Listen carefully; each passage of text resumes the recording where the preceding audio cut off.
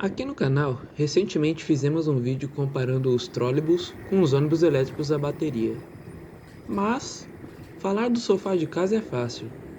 E eu fui andar em um dos trólebus operando na cidade de São Paulo para ver como é na prática. Será que, em tempos onde todos voltam as atenções para os novos ônibus elétricos a bateria, essa outra tecnologia que está presente há mais de 50 anos na cidade ainda tem seu espaço? É o que veremos hoje.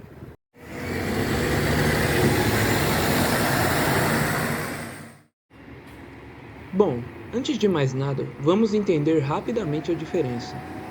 Os ônibus elétricos mais novos, os famosos verdinhos ou abacates, como foram carinhosamente apelidados, usam a energia armazenada em baterias. Já os trólebus recebem eletricidade diretamente da rede aérea de fios, através de duas alavancas que ficam na traseira do veículo. Tecnicamente falando, ambos são considerados veículos elétricos, mas para facilitar o vídeo eu vou chamar um de trólebus e o outro apenas de ônibus elétrico. Os trólebus fazem parte da história da cidade de São Paulo há muitas décadas. Muito antes de se falar em ônibus elétricos a bateria, eles já transportavam passageiros sem emitir poluentes. Porém, ao longo dos anos, a rede de trólebus foi diminuindo e hoje até mesmo o considerado pouco que sobrou está com os dias contados, gerando uma discussão sobre se ainda faz sentido manter essa tecnologia, como abordamos no vídeo passado. E o ônibus que vamos andar hoje não é qualquer um.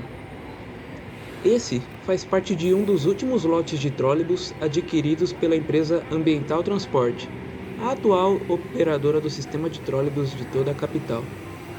E também possui uma outra curiosidade: ele usa um chassi Volkswagen. Pois é algo incomum entre os trólebus de São Paulo.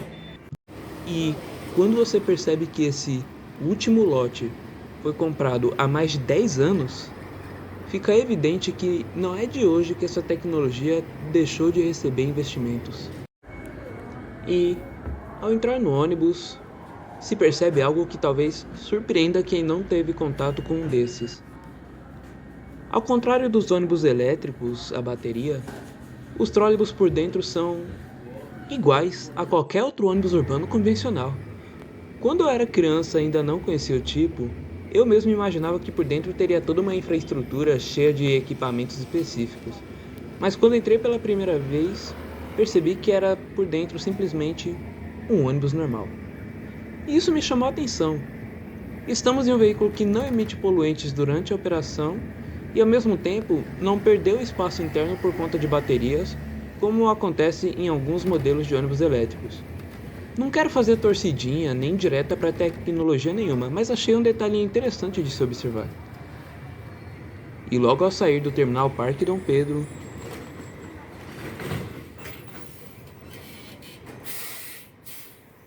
acontece uma das situações mais conhecidas por quem utiliza ou trabalha com esses ônibus.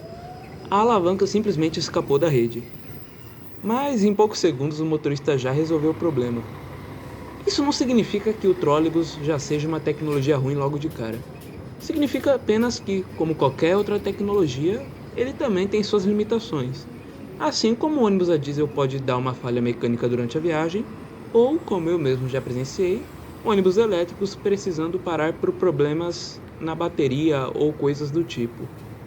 Então, aqui no trólebus também existem situações específicas que fazem parte da operação. A verdade é que, infelizmente, o ônibus inquebrável simplesmente não existe. Outra característica marcante é justamente o som.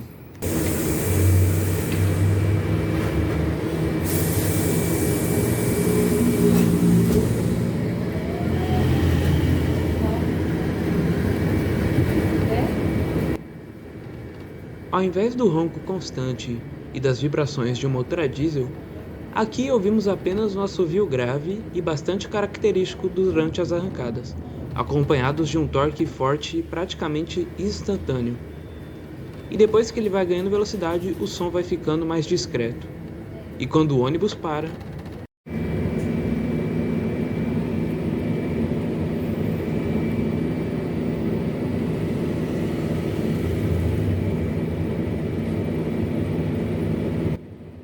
quase não se ouve nada além de um leve zumbido.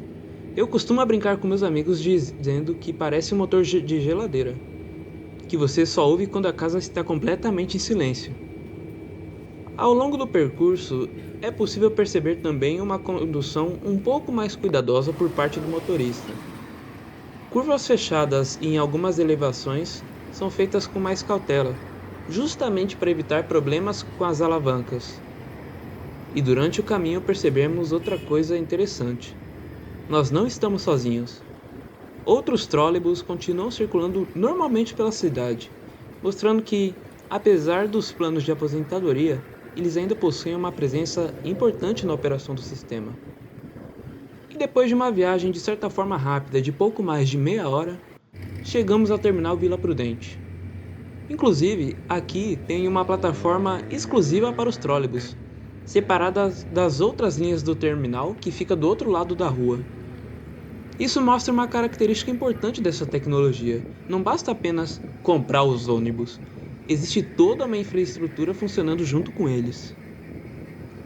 E sinceramente, apesar das notáveis particularidades do trólebus, eu não senti nada assustadoramente diferente do que eu já vivi em outras viagens de ônibus comuns.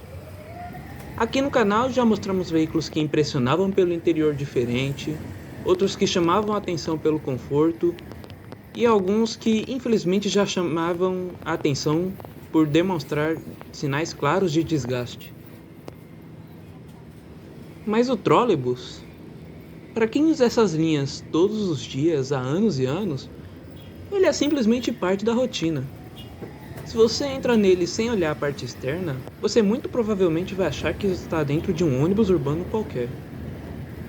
E talvez seja justamente aí que se encontra o mérito desse e tantos outros.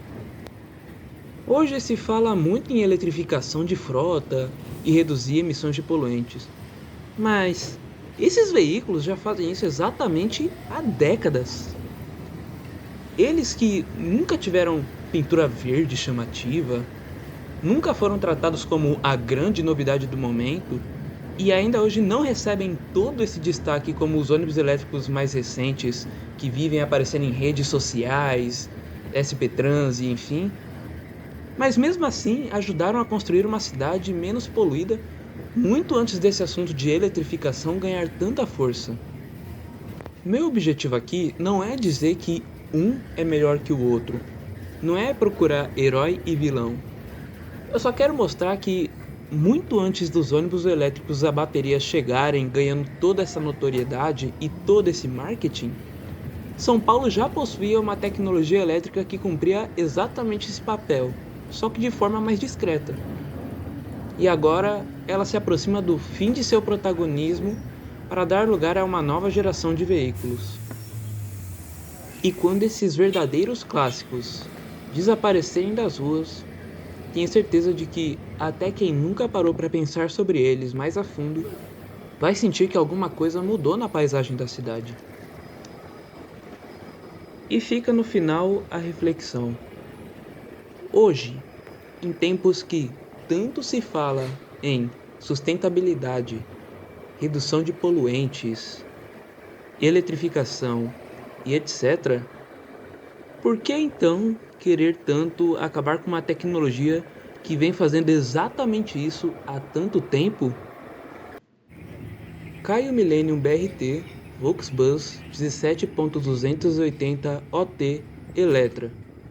A maior prova de que uma tecnologia realmente deu certo é quando ela deixa de ser ferramenta de marketing e passa a ser parte da rotina.